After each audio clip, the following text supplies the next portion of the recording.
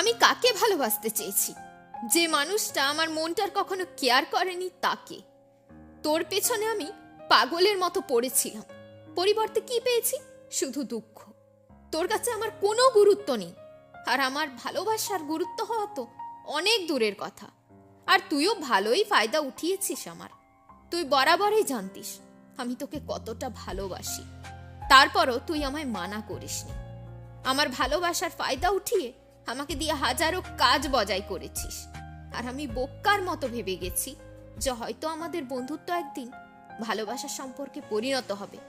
বুঝতেই পারিনি যে তোর মনে তো আমার জন্য সত্যিকারের বন্ধুত্বটুকুও ছিল না। তুই শুধু আমাকে প্রয়োজনে ব্যবহার করার জন্য বন্ধু বানিয়েছিলি। জানি না আমার দোষ কোথায়, কেন আমি বারবার বিশ্বাসঘাতকতা পাই, কেন আমি বুক ভরা ভালোবাসা দেওয়ার পরেও দিন শেষে একলাই রয়ে যাই।